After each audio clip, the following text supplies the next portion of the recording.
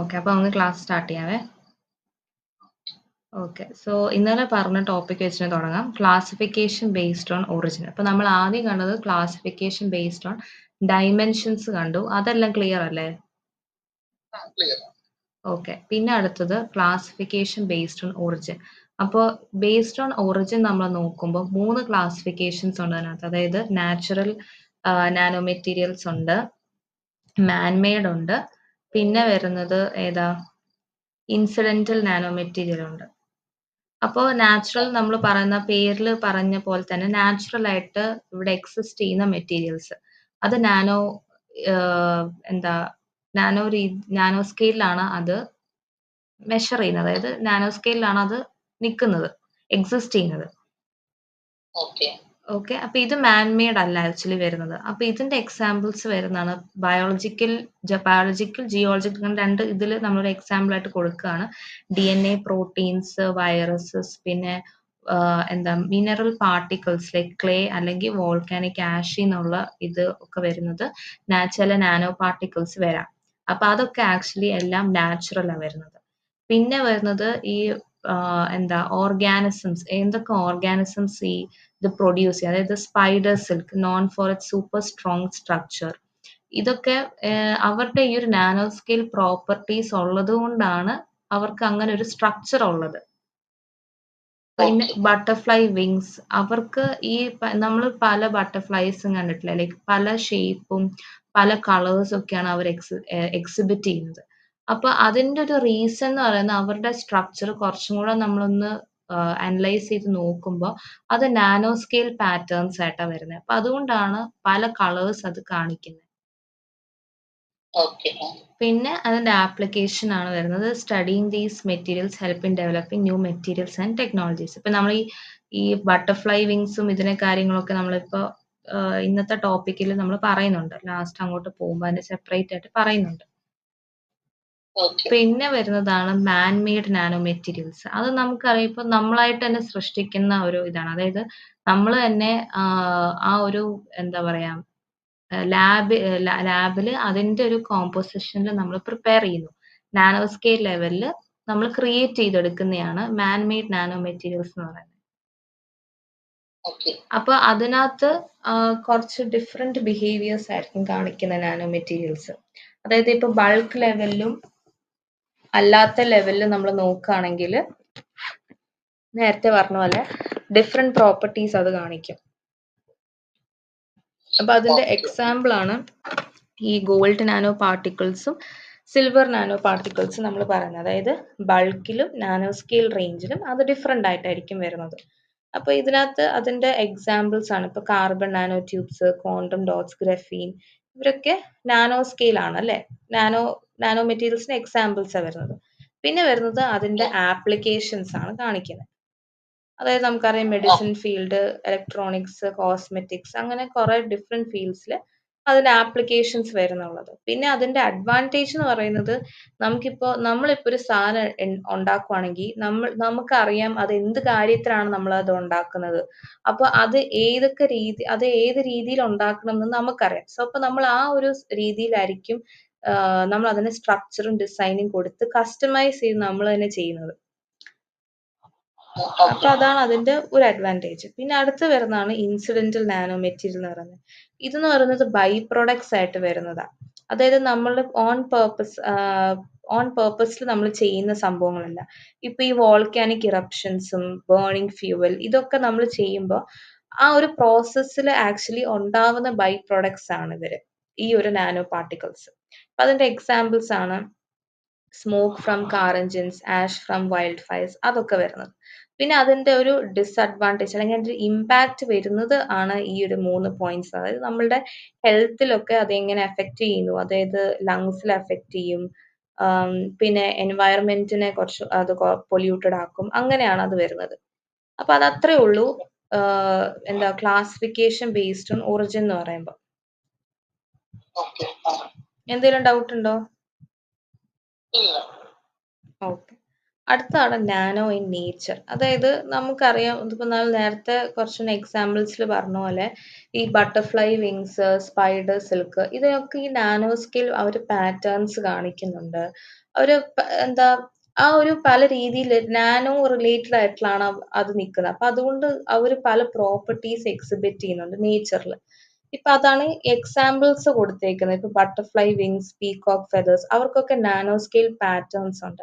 അപ്പൊ ആ ഒരു പാറ്റേൺസ് ഉള്ളത് കൊണ്ടാണ് ആ ഒരു ഡിഫറെന്റ് കളേഴ്സ് നമുക്ക് കാണുന്നത്. ഇപ്പൊ നമ്മൾ പറഞ്ഞില്ലേ സ്റ്റാർട്ടിങ്ങിലേ നമ്മൾ പറഞ്ഞില്ലേ നാനോ സ്കെയിൽ റേഞ്ചിൽ പല റേഞ്ചിൽ വരുമ്പോഴത്തേക്കും സൈസ് ഡിഫറൻസ് വരുമ്പോഴത്തേക്കും അതിന് കളേഴ്സ് അവർ കാണിക്കുന്നത് പല കളേഴ്സ് ആയിരിക്കും കാണിക്കുന്നത്. അല്ലാതെ സെയിം റേഞ്ച് കളേഴ്സ് അല്ല അവർ കാണിക്കുന്നത്.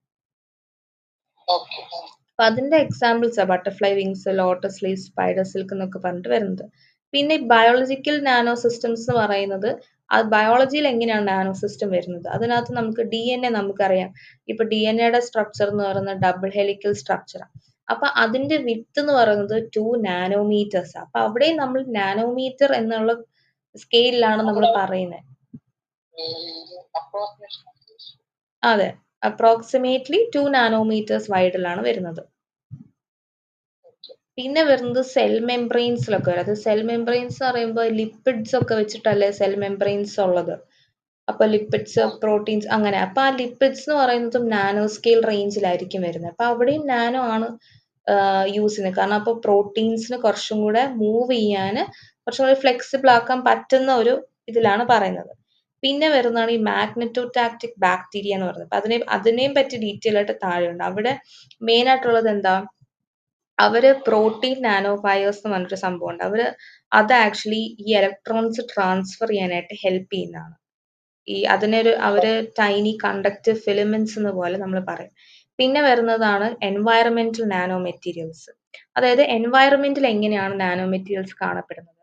ഇപ്പൊ വോൾക്കാനിക് ആഷില് മിനറൽ നാനോ പാർട്ടിക്കിൾസ് ഇതൊക്കെ ഈ രീതിയിലാണ് കാണപ്പെടുന്നത്. അപ്പൊ ഈ നാനോ ഇൻ നേച്ചർ എന്ന് പറയുമ്പോൾ നേച്ചറിൽ ഏതൊക്കെ രീതിയിൽ നമുക്ക് നാനോനെ കാണാൻ പറ്റും എന്നുള്ളതാ. അപ്പൊ അതിനകത്ത് ആ എക്സാമ്പിൾസ് നേച്ചറിനകത്ത് വരുന്ന എക്സാമ്പിൾസ് ആണ് ഈ 3 പോയിന്റ്സ് ഇതിനെ പറ്റി പറയുന്നത്. പിന്നെ ബയോളജിക്കലി എങ്ങനെ വരുന്നു, എൻവയറമെന്റലി എങ്ങനെ വരുന്നു, അങ്ങനെ നമ്മൾ ഇവിടെ കുറെ രീതിയിൽ നാനോ നമുക്ക് കാണാൻ പറ്റും. അതാണ് ഈ പറയുന്നത് എൻവയറമെന്റൽ സോഴ്സ്, സ്പൈഡർ സിൽക്ക് ഇതൊക്കെ ആ ഒരു ഇതിലാണ് പറയുന്നത്. ഇപ്പൊ സ്പൈഡർ സിൽക്ക് എന്ന് പറയുമ്പോൾ അതിനകത്ത് അവർക്ക് സ്ട്രെങ്ത്തും ഇലാസ്റ്റിസിറ്റി ആണ് മെയിൻ പ്രോപ്പർട്ടീസ്. അപ്പൊ ആ ഒരു പ്രോപ്പർട്ടീസ് വരാൻ കാരണം അതിന്റെ പ്രോട്ടീൻ മോളിക്യൂൾസിന്റെ നാനോ സ്കെയിൽ അറേഞ്ച്മെന്റ് ഉള്ളത് കൊണ്ടാണ് അവർക്ക് അങ്ങനെ ഒരു പ്രോപ്പർട്ടി ഉള്ളത്.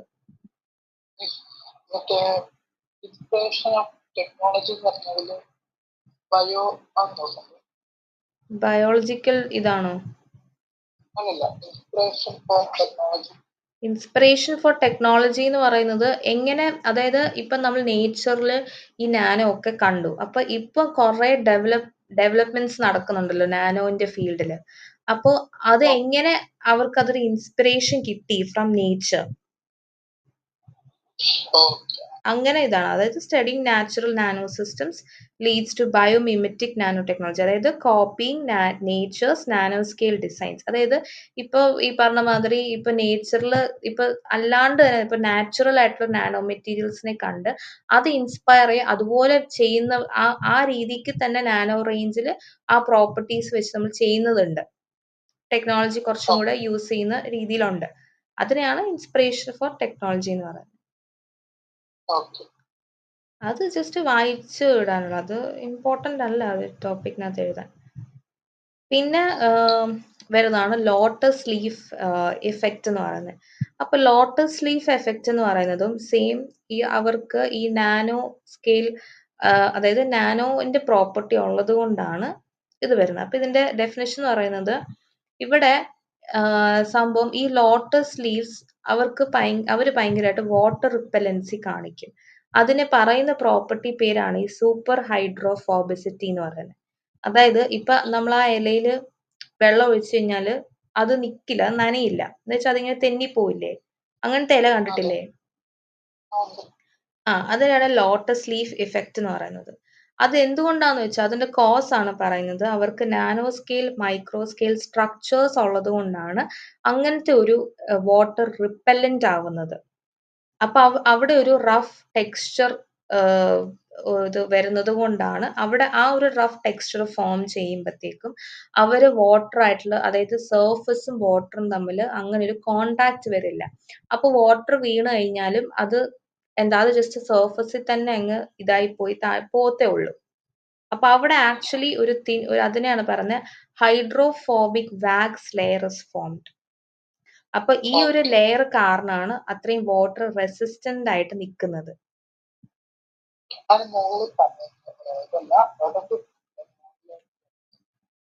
എന്തോ കേട്ടില്ല.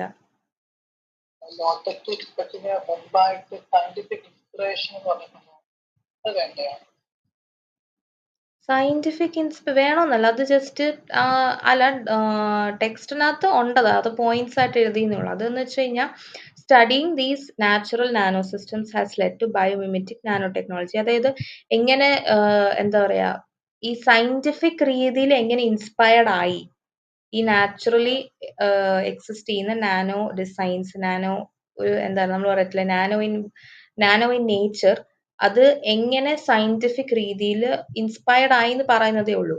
അപ്പൊ അതുകൊണ്ടാണ് നമുക്ക് ഈ മെറ്റീരിയൽ സയൻസ്, മെഡിസിൻ ഇതിലൊക്കെ അപ്ലൈ ചെയ്യാൻ പറ്റിയത്. ഇങ്ങനെ ഒരു ഇൻസ്പിറേഷൻ അതായിരുന്നു അവരുടെ ഇൻസ്പിറേഷൻ. അങ്ങനെ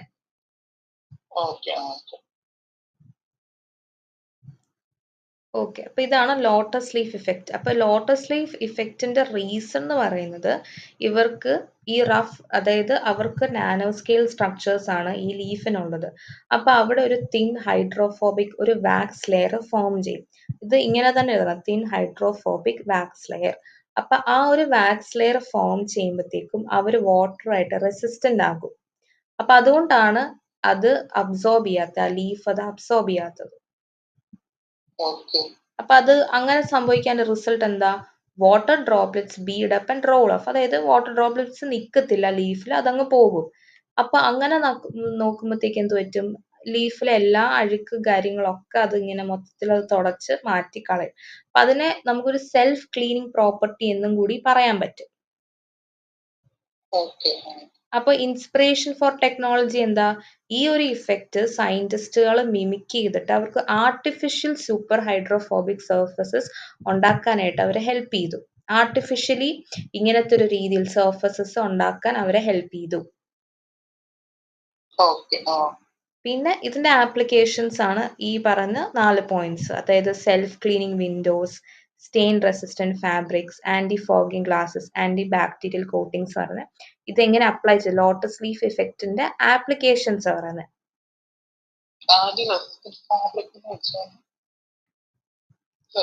സ്റ്റെയിൻ റെസിസ്റ്റന്റ് എന്ന് പറയുമ്പോ ഈ ഫാബ്രിക്സിൽ സ്റ്റെയിൻ പറ്റി പിടിക്കാതിരിക്കാൻ.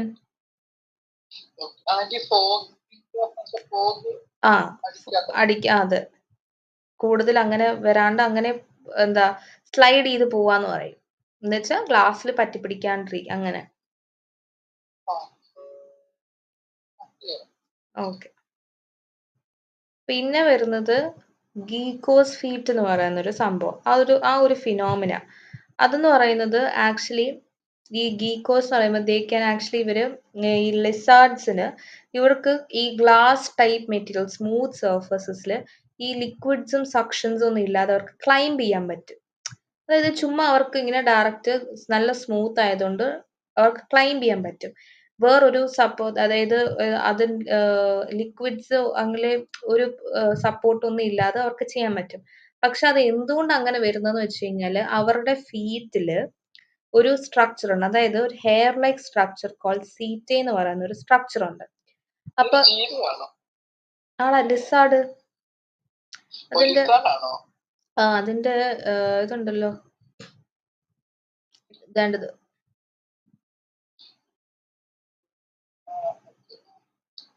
ഞാൻ ഫോട്ടോ അതിനകത്ത് ഇട്ടിട്ടില്ലായിരുന്നു. ഓക്കെ. അപ്പൊ അവർക്കാണെങ്കിൽ ഈ ഫീറ്റില് ആക്ച്വലി ഇവർക്ക് ഈ ഹെയർ ലൈക്ക് സ്ട്രക്ചർ, സീറ്റേ എന്ന് പറയുന്ന ഒരു ഹെയർ ലൈക്ക് സ്ട്രക്ചേഴ്സ് ഉണ്ട് അവർക്ക്. അപ്പൊ ആ ഒരു സ്ട്രക്ചർ ഇങ്ങനെ കുറെ ബ്രാഞ്ചസ് ആയിട്ട് ഇങ്ങനെ ഡിവൈഡ് ചെയ്യും, കുറെ ചെറിയ ചെറിയ നാനോ സ്ട്രക്ചേഴ്സ് ആയിട്ട് ഡിവൈഡ് ചെയ്യും. ആ നാനോ സ്ട്രക്ചറിന്റെ പേരാണ് സ്പാറ്റുല എന്ന് പറയുന്നത്. ഓക്കെ. അപ്പൊ അതായത് ഫീറ്റില് കുറെ ഹെയർ ലൈക്ക് സ്ട്രക്ചർ ഉണ്ട്, അതിനെ നമ്മൾ സീറ്റ എന്ന് പറയും. ഈ സീറ്റെ ബ്രാഞ്ച് ചെയ്ത് പോയി നാനോ സ്ട്രക്ചർ ഫോം ചെയ്യുന്നതാണ് സ്പാറ്റുല എന്ന് പറയുന്നത്. അപ്പൊ ഈ സ്പാറ്റുലയുടെ ഷേപ്പാണ് പാഡൽ ഷേപ്ഡ് ആയിട്ടിരിക്കുന്നത്. അവര് കെറാറ്റിൻ കൊണ്ടാണ് അത് മേക്കപ്പ് ചെയ്തേ, മീൻസ് മേക്ക് ചെയ്തേക്കുന്നത്. ഈ സ്പാറ്റുലയുടെ കോമ്പോസിഷൻ എന്ന് പറയുന്നത് കെറാറ്റിനാണ്. അപ്പൊ ഇതിന്റെ സ്ട്രക്ചറിന്റെ ഹെൽപ്പ് ഉള്ളത് കൊണ്ടാണ് ഇവർക്ക് ക്ലൈംബ് ചെയ്യാൻ പറ്റുന്നത്. അതായത് ഗ്ലാസ് സർഫസസിലൊക്കെ കുറച്ച് നല്ല സ്മൂത്ത് ആയിട്ട് എളുപ്പത്തിൽ ക്ലൈംബ് ചെയ്യാൻ പറ്റുന്നത്. കുറച്ചും കൂടെ സ്റ്റിക്ക് ഓൺ ചെയ്തിട്ട് നിൽക്കും. അതായത് ഇപ്പൊ പെട്ടെന്ന് ഗ്ലാസ്സിൽ നിന്ന് അവർക്ക് തെന്നി പോകാൻ പറ്റില്ലല്ലോ. ഇപ്പൊ നമ്മൾ കണ്ടിട്ടില്ലേ ലിസാർഡൊക്കെ എല്ലാ ഇതിലും.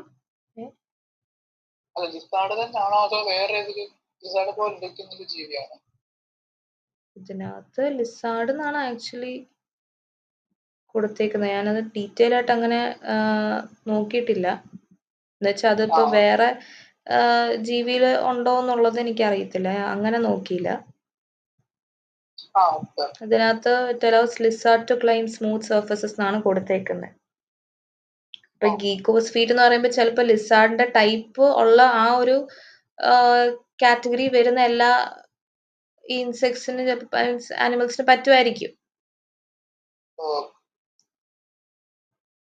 ഓക്കെ, അപ്പോ അതിന്റെ മെക്കാനിസം എന്ന് പറയുന്നത് ഈ സ്പാറ്റിലെ, അതായത് ഈ നാനോസ്കെയിൽ സ്ട്രക്ചർ ഉള്ള സംഭവം അവർക്ക് അവർ സർഫസസുമായിട്ട് ഇന്ററാക്ട് ചെയ്യും. അതായത് ഇപ്പൊ ഗ്ലാസിന്റെ സർഫസുമായിട്ട് അവർ ഇന്ററാക്ട് ചെയ്യും ഈ ത്രൂ വാണ്ടർവാൾസ് ഫോഴ്സസ്. ഈ വാണ്ടർവാൾസ് ഫോഴ്സസ് എന്ന് പറയുന്നത് ആക്ച്വലി വീക്ക് ഫോഴ്സിനാണ് വാണ്ടർവാൾസ് ഫോഴ്സ് എന്ന് പറയുന്നത്.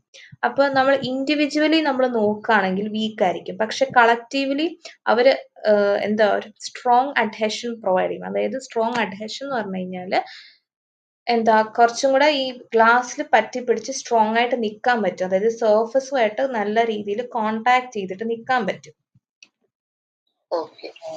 ഓക്കെ, അങ്ങനെയാണ് അവര് എന്തോ ഓക്കെ, അപ്പൊ അങ്ങനെയാണ് അവര് ഇതിൽ ക്ലൈംബ് ചെയ്യുന്നത്. പിന്നെ അതിന്റെ ആപ്ലിക്കേഷൻസ് ഇത് വായിച്ചാൽ മതി കേട്ടോ, അതിൽ ഒത്തിരി ഡീറ്റെയിൽ ആയിട്ട് പോകുന്നില്ല ആപ്ലിക്കേഷൻസ്. പിന്നെ എന്തോ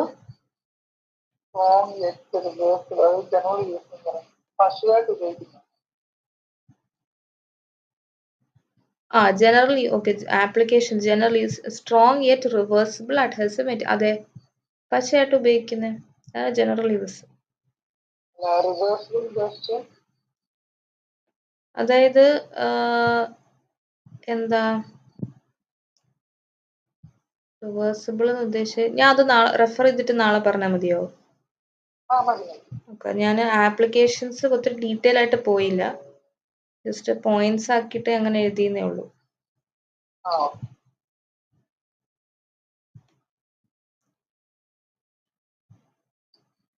ഓക്കെ, അടുത്ത ഫിനോമിനൻ വരുന്നതാണ് ഈ ബട്ടർഫ്ലൈ വിങ്സ്. ബട്ടർഫ്ലൈ വിങ്സിൽ അടുത്തത് അതായത് ഈ ഞാൻ ഇപ്പൊ നേരത്തെ പറഞ്ഞ പോലെ ബട്ടർഫ്ലൈ വിങ്സിൽ നമ്മൾ നോക്കുമ്പോൾ പല പാറ്റേൺസും സ്ട്രക്ചേഴ്സും ഒക്കെ കാണും.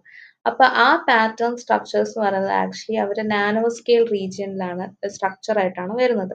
അപ്പൊ അതുകൊണ്ട് നാനോ സ്കെയിൽ ഇതിൽ വരുമ്പോഴത്തേക്കും അവര് പല കളേഴ്സ് ആയിട്ടായിരിക്കും കാണിക്കുന്നത്. ഓക്കെ, അപ്പൊ അതിന്റെ മെക്കാനിസം വരുന്നതാണ് their wings are covered with tiny overlapping scales. അപ്പൊ ആ സ്കെയിൽസ് നാനോ സ്കെയിൽ സ്ട്രക്ചേഴ്സ് ആയിരിക്കും വരുന്നത്. അപ്പൊ ഈ സ്ട്രക്ചർ ഈ വരുന്ന ഇൻകമിങ് ലൈറ്റ് വേവ്സുമായിട്ട് ഇന്ററാക്ട് ചെയ്തിട്ട്, അതായത് ലൈറ്റ് വേവ്സുമായിട്ട് ഇന്ററാക്ട് ചെയ്ത് ഈ ഇന്റർഫറൻസ്, ഡിഫ്രാക്ഷൻ, ഫോട്ടോണിക് ക്രിസ്റ്റൽ എന്ന് പറയുന്ന ഈ ഒരു രീതി, അതായത് ഈ ഒരു പ്രോപ്പർട്ടീസ് എന്താ പറയുക, പ്രോപ്പർട്ടീസ് എന്നല്ല, ഈ ഒരു 3 ഫിനോമിനയിലൂടെ അവർ കടന്നു പോകും. അത് ഫിസിക്സിനകത്ത് വരുന്ന ഇന്റർഫറൻസ്, ഡിഫ്രാക്ഷൻ ഒക്കെ പഠിക്കുന്നത്. അതായത് ലൈറ്റ് വേവ്സ് ആയിട്ട് ഇന്ററാക്ട് ചെയ്യുമ്പോൾ ഈ 3 പ്രോപ്പർട്ടീസ് അണ്ടർഗോ ചെയ്യും.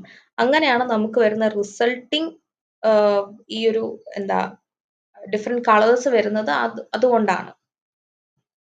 ഓക്കെ. പിന്നെ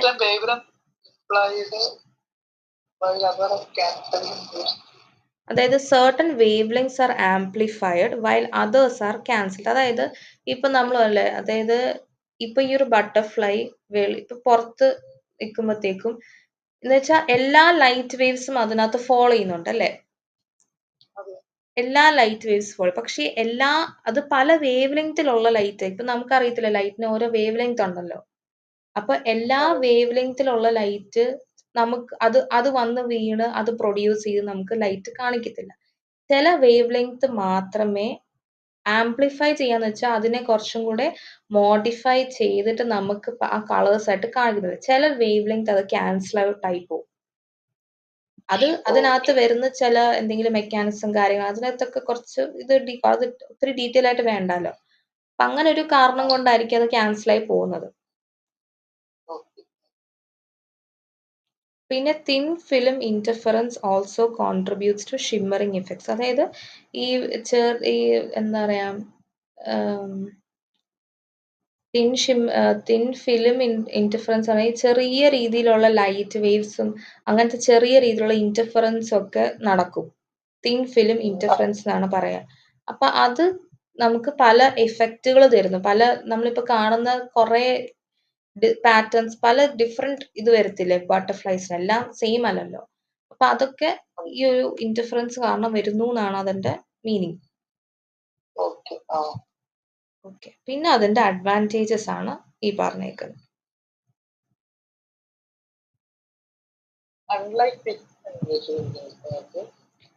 അതായത് colours R fade resistant unlike pigments. അതായത് ഈ കളേഴ്സ് ഒന്നും ഫെയ്ഡ് ആയി പോകത്തില്ല. ചില പിഗ്മെന്റ്സ് ഒക്കെ ആണെങ്കിൽ ഫെയ്ഡ് ആയി പോകും.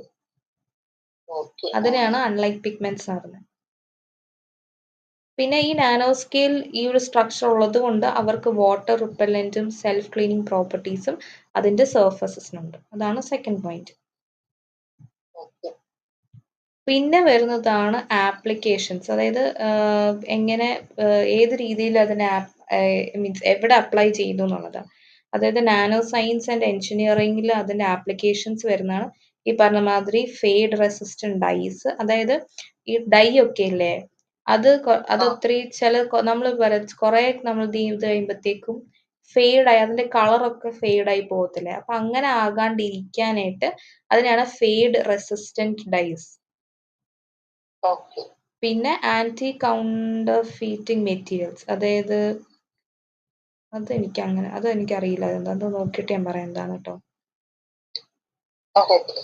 ഓക്കെ, അങ്ങനെ ഇതിനകത്തൊക്കെ വരുന്ന നാനോ സയൻസ് എഞ്ചിനീയറിംഗ് ഫീൽഡിലൊക്കെ വരുന്ന ആപ്ലിക്കേഷൻസ് ആണ് ഈ കൊടുത്തേക്കുന്നത്.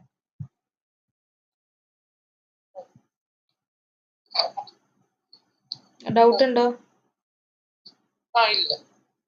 ഓക്കെ, അടുത്ത് വരുന്നതാണ്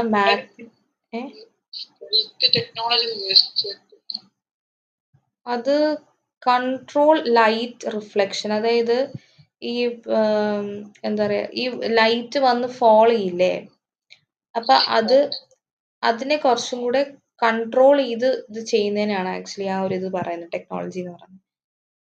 അതിന് കൂടുതൽ എനിക്ക് അതിന്റെ ഡീറ്റെയിൽഡ് ആയിട്ട് അറിയില്ല.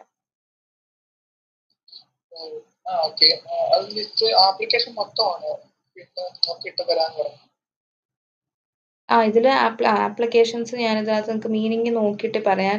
ബിക്കോസ് അശ്വിൻ പറഞ്ഞില്ലേ ഒത്തിരി ഡീറ്റെയിൽ ആയിട്ട് പോവണ്ടെന്ന് പറഞ്ഞത് കൊണ്ടാണ് ഞാൻ മീൻസ് അങ്ങനെ കൂടുതൽ നോക്കാണ്ടിരുന്നത്. കൺഫ്യൂഷൻ വരണ്ട എന്ന് വിചാരിച്ചിട്ട് പറഞ്ഞതാണ്.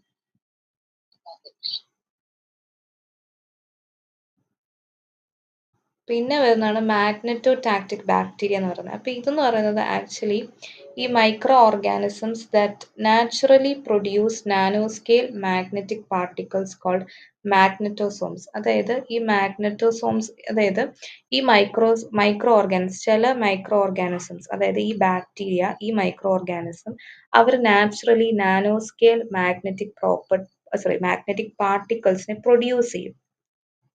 അതിനെയാണ് മാഗ്നറ്റോസോംസ് എന്ന് പറയുന്നത്.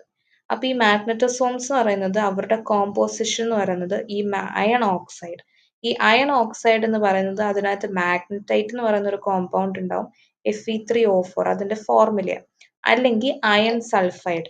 അപ്പൊ ഈ അയൺ സൾഫൈഡിന്റെ കോമ്പോസിഷൻ ആണ് ഈ കൊടുത്തേക്കുന്ന ബ്രാക്കറ്റിൽ.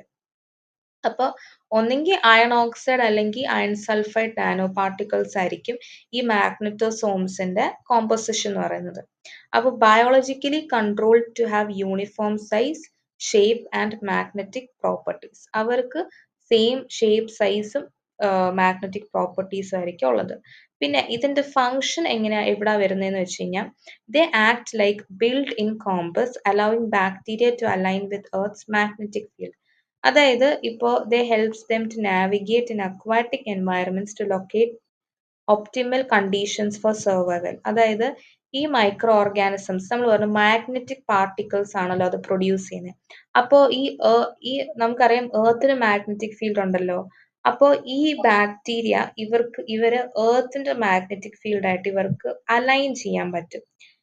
അവർക്ക് ആക്ട് ചെയ്യാൻ പറ്റും. ഈ ഒരു മാഗ്നറ്റോസോംസ് പറയുന്ന സംഭവം അവർക്ക് പ്രൊഡ്യൂസ് ചെയ്യാൻ പറ്റും. അപ്പോൾ ഈ മാഗ്നറ്റോസോംസ് വെച്ചിട്ട് ഇവർക്ക് എർത്തിന്റെ മാഗ്നറ്റിക് ഫീൽഡ് അലൈൻ ചെയ്ത് അവർക്ക് ഈ സർവൈവൽ കണ്ടീഷൻസ് കുറച്ചും, അതായത് അക്വാറ്റിക് റീജിയനിൽ സർവൈവൽ കണ്ടീഷൻസ് കുറച്ചും കൂടെ നോക്കാനായിട്ട് ഹെൽപ്പ് ചെയ്യും. അതാണ് അവരുടെ ഫങ്ഷൻ വരുന്നത്.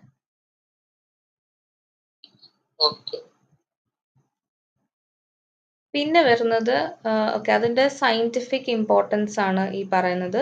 Natural biomineralization at the nanoscale, പിന്നെ blueprint for designing high quality magnetic nanoparticles with controlled properties.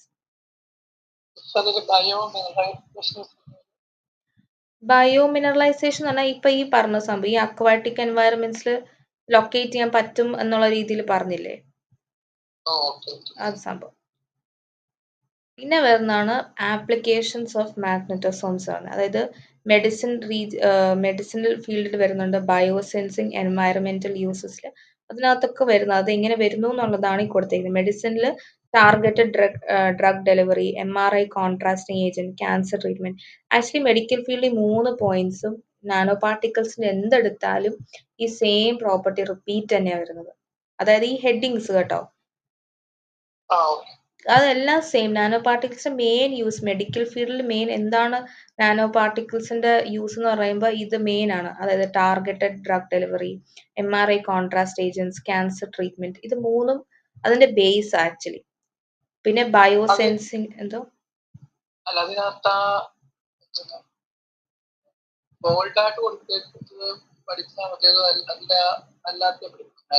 അല്ല ബോൾഡായിട്ട് അല്ല, അത് അങ്ങനെ ജസ്റ്റ് ഇതായെന്നേ ഉള്ളൂ, ബോൾഡിൽ വന്നേ ഉള്ളൂ കേട്ടോ. ഇത് മൊത്തം പഠിക്കണം. ആപ്ലിക്കേഷൻസ് ബുക്കിനകത്തുണ്ട്, കാരണം ടെക്സ്റ്റിലെ തന്നെ പോയിന്റ്സ് തന്നെയാണ് ഇത് ആക്കിയേക്കുന്നത്. ഓക്കെ, അപ്പോൾ ഇനിയിപ്പോൾ ഉള്ളത് സിന്തസിസ്. അത് ഞാനപ്പോൾ നാളെ എടുക്കും, കാരണം ഇതിപ്പോ തുടങ്ങിക്കഴിഞ്ഞാൽ തീരത്തില്ല. എന്തായാലും ഇപ്പൊ 10 മണിയാവാൻ 4 മിനിറ്റും കൂടി ഉള്ളൂ. അപ്പോ എന്തെങ്കിലും ഡൗട്ട് ഉണ്ടോ പറഞ്ഞതിനകത്ത്?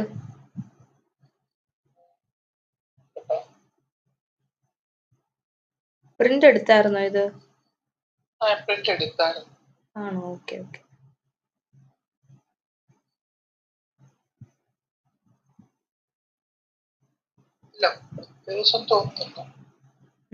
ഓക്കെ. അപ്പൊ ഡൗട്ട് ഉള്ളത് ഗ്രൂപ്പിൽ മെസ്സേജ് ഇട്ടോ കേട്ടോ. ഓക്കെ, സോ ഇന്നത്തെ ക്ലാസ് ഇപ്പൊ വൈൻഡ് അപ്പ് ചെയ്യട്ടെ?